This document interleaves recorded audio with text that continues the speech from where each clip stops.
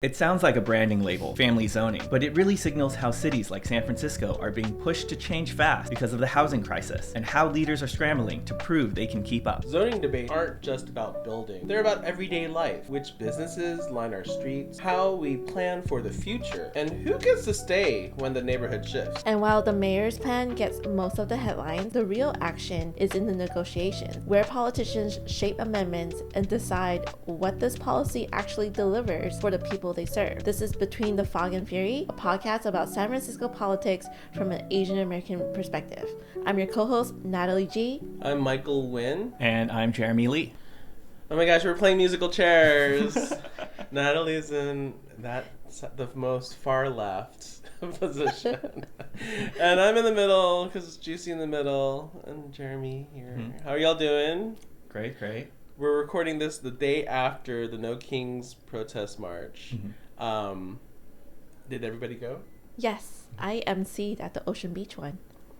Yeah, and I was there at Ocean Beach, and then I'm a glutton, so I went to downtown also. I just went to the downtown one. It's a lot of people. It was a great turnout at Ocean Beach. We had a human banner at 11 o'clock, said No Kings and Yes on Prop 50. And then we had the rally at 12, and we had like a bunch of activities at Sunset Dunes. Yeah, and I was happy to speak. I represented the Harvey Milk LGBTQ Democratic Club and the AAPI caucus, and I also have just pulled papers to run for District 8 Supervisor, which is actually Harvey Milk's old seat.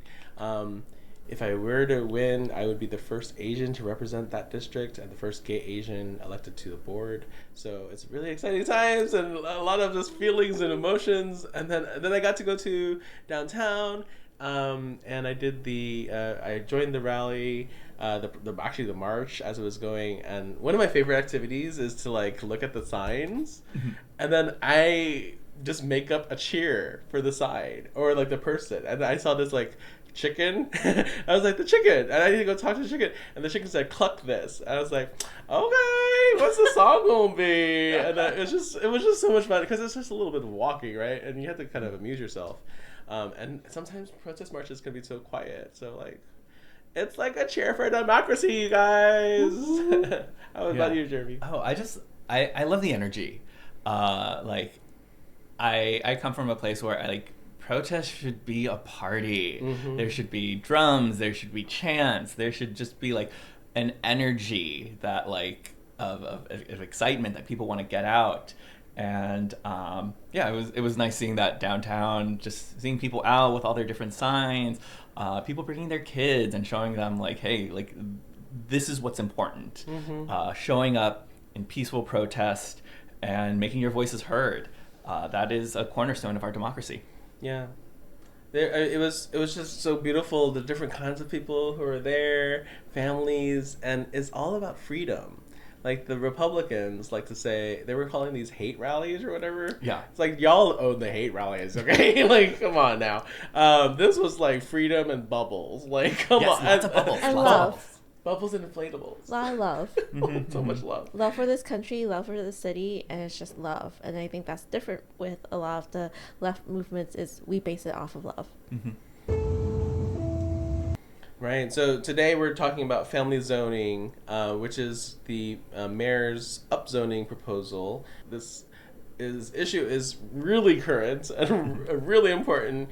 It's not just paperwork. It's California requires every city to show that it has enough land zoned to accommodate projected housing needs. So it's who gets to live in San Francisco? If the city doesn't move fast enough, the deadline is the end of January of 2026. It risks triggering a builder's remedy, and that's the state rule that lets developers bypass local restrictions. So you get to pass go, no meetings, by ministerial approval, because if you checked all those boxes, and it just fast tracks these housing projects that can include affordable housing, but once that happens, the city loses all leverage to kind of make any changes as to what gets built where. What thoughts? Well, the irony is that when we don't plan with balance on the zoning stuff, we lose control. And we need to meet state goals and make sure that what actually gets built serves the people who actually live here and who can actually afford to live in there, not just for investors looking for their next profit zone. This is kind of going to be the Jeremy Lee episode. Thank you, Jeremy Lee. Who can you tell us why is this going to be? Like, tell us about your background and why you know so much about this. Yeah, for sure. So at this point, for nearly a decade, I have worked in Chinatown. I work at Chinatown Community Development Center, and my official role is asset manager. So essentially deal with a portfolio of properties as a financial asset. Affordable housing is very, very complicated in San Francisco. It's not just people pay the rent and the rent just kind of funds everything. There is all these different revenue sources from the state, from the city, from the federal government, and also from financial institutions like banks. It all kind of comes together for affordable housing. It's really, really wonky, really complex, and it's my day job to understand these complexities and explain it to other people. Yeah, and so in this conversation, grab some coffee or your favorite stimulant, like maybe it's Red Bull, I don't know. But it's going to take a little bit of energy here to sort of understand and hear the different sides of things. But always know that, at least in this podcast, we really care what the community thinks. And how that's at least what drives my vision of what San Francisco should look like, and that's kind of what zoning is, like what San Francisco should look like. What we're hearing right now is the family zoning plan, which is zoning, the capacity to build things.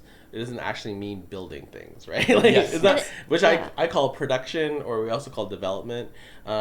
Development is actually what gets built, and that means. Can you talk us through what a development means? Like, developers have to do what now to get something built? It's a long process. You have to acquire the land, and then you have to do all the entitlements, meaning permitting, the utilities, working through a multitude of city agencies, PG&E, SFPUC. Once you have all of those in place, then you can start building.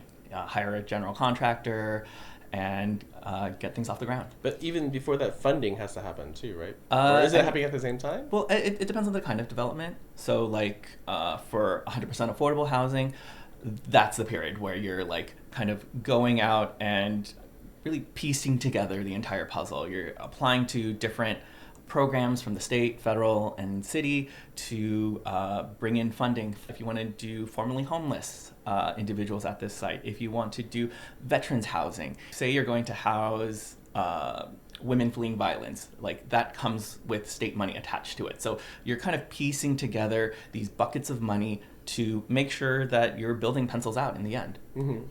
And then just back to the family zoning right now, what is proposed is in transit zones in San Francisco. So there's certain areas that are not being affected.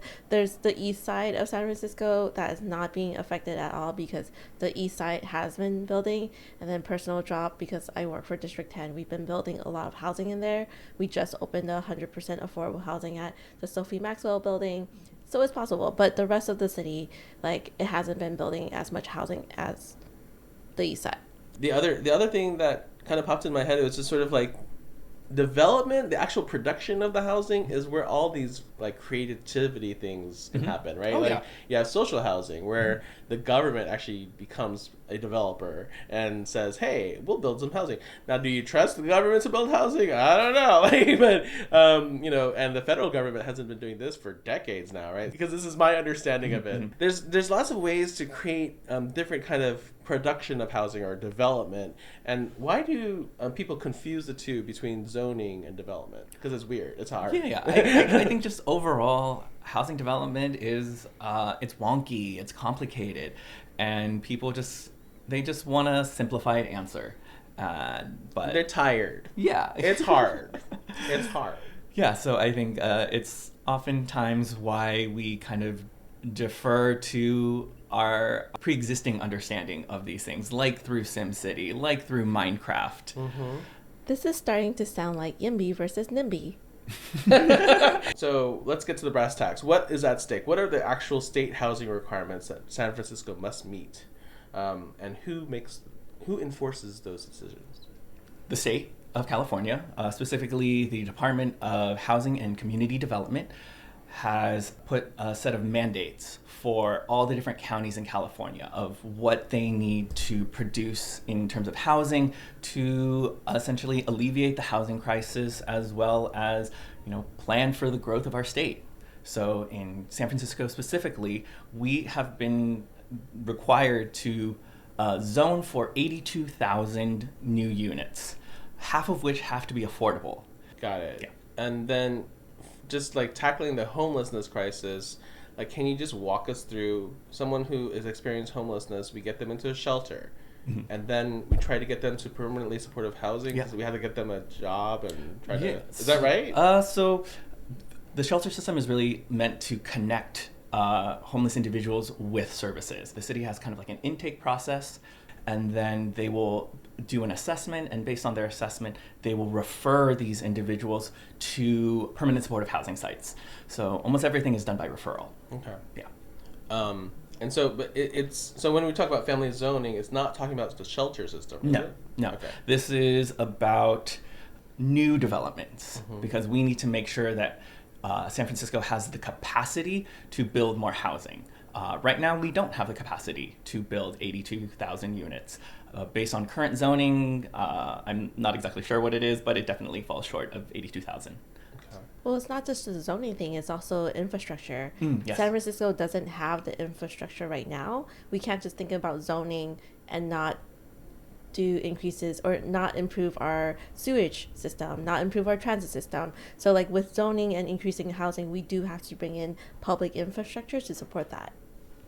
Yeah, definitely. It's not like we can take over a golf course and just start building on it. There has to be a lot of utilities, electrical lines. Yeah. It's not just like SimCity. No. Unfortunately, urban development is not like SimCity. It's not like Minecraft. These are real living people. It's not just, here's an empty piece of land, let me throw these buildings on it, and we got a party going on. I love SimCity, by the way. I grew up on SimCity. We love it. We love this fantasy. I love fantasy.